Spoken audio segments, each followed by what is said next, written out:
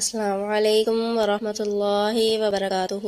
معزز سامعین، میں آج آپ کو ایک ایسا واقعہ سناؤں گی کہ آپ نے کبھی بھی نہیں سنا ہوگا۔ اس واقعے کا عنوان ہے فرعون کو شیطان کی نصیحت۔ ایک مرتبہ فرعون کے سامنے شیطان ظاہر ہوا اور اس نے فرعون سے پوچھا کہ تمہیں کس نے خدا بنایا اور تیرے اندر ایسا کون سا کمال ہے کہ تو اپنے آپ کو خدا سمجھ بیٹھا۔ فرعون نے کہا، میرے پاس بہت ساری طاقت ہے، میرے پاس بہت سا سونا چاندی ہیرے جواہرات ہیں، میں بہت بڑے ملک کا مالک ہوں۔ شیطان نے پوچھا، کیا یہ تیرے پاس ہے؟ شیطان نے پوچھا، کیا ہے تیرے پاس؟ فرعون نے کہا، میرے پاس ایسی اندرونی طاقت ہے جو تیرے پاس نہیں ہے۔ شیطان نے کہا، دکھاؤ۔ فرعون نے فوراً حکم دیا، اسی وقت 1000 جادوگر بلائے جائیں، وہ سب مل کر اس شیطان کو اپنی پھونکوں اور اثر سے اڑا دیں۔ انہوں نے اپنا جادو دکھایا۔ شیطان کو بھی اللہ نے بڑا علم دیا ہے۔ شیطان نے بھی پھونک ماری جس سے سارے جادوگروں کے اثرات ختم ہو گئے۔ دوسری مرتبہ پھر 1000 جادوگروں نے اپنا جادو دکھایا۔ شیطان نے ایک بار پھر پھونک ماری جس سے اس کا سارا اثر ختم ہو گیا۔ ان جادوگروں نے پھر آخری جادو دکھایا۔ شیطان نے پھر ایک پھونک ماری اور ہنس کر کہنے لگا، تم اگر ایسے 1000 جادوگر بھی لاؤ گے تو میرا کچھ نہیں بگڑنے والا، سب ہوا میں تحلیل ہو جائے گا۔ اے فرعون، یاد رکھ، مجھے اللہ تعالیٰ نے ایسی ایسی چیزیں عطا فرمائی ہیں، لیکن پھر بھی اللہ نے مجھے اپنا محبوب نہیں بنایا اور مجھے اپنا فرما بردار بندہ